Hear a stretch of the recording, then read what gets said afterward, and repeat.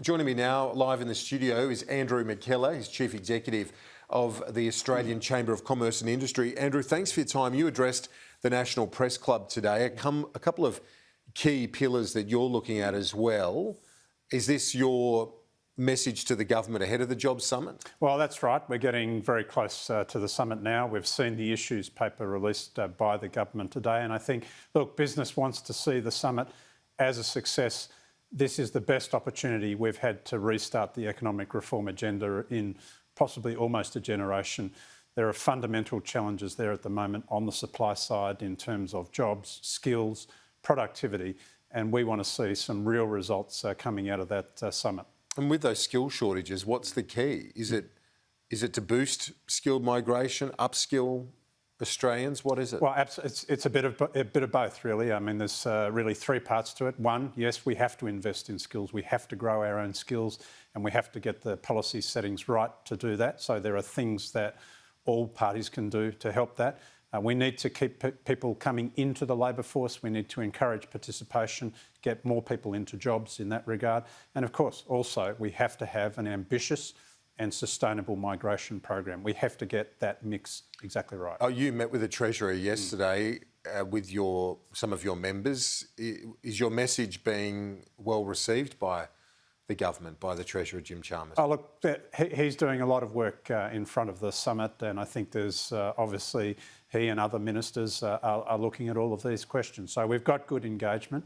I think there's goodwill and I think good cooperation from business. I'm sure the unions as well will be coming with some significant proposals. We really have to try and break down the barriers and make sure we can get some consensus if we're going to see those very tough reforms that need to be made, the decisions to commit to those. Where is the consensus needed most? Is it enterprise bargaining, or is it the docks, in terms of freeing up the trade flows? What is it? Well, I think there's probably three areas, I'd say. I mean, there's a gap at the moment in terms of migration and agreement on what it's going to take to get that going and the conditions that might be placed on that.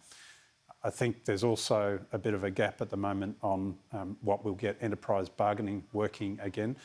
All sides, all parties, unions, business, government, we know that that's broken. We've got to find a way to make that work. And you're right, infrastructure, ports.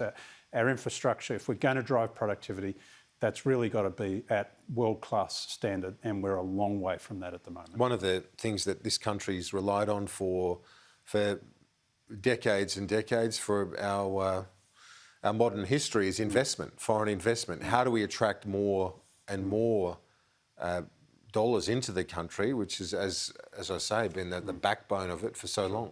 Well, business investment at the moment is at decade-low levels. It's really not good enough. It's a huge challenge, and if you're going to drive innovation and productivity, then getting the right conditions to encourage business to come back and invest strongly, that's the thing that's going to underpin growth for the future.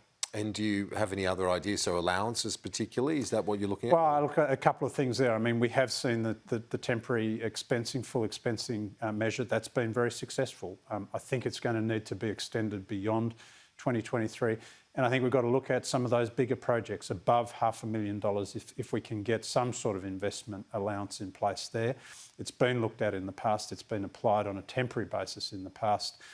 But I think here we really need to get investment back up to a stronger level of GDP. What's your read from what you're hearing from the unions at this point? The early claims that have been aired, are they realistic in your view? Look, I think there are still some gaps. So particularly on the migration questions, we saw the paper that came out from them today. I think this is still looking to tie business too much in knots, and I'm not sure that's going to get us where we need to go. Chief Executive of the Chamber of Commerce and Industry, Andrew McKellar, thanks. Appreciate it. Thanks, Kieran.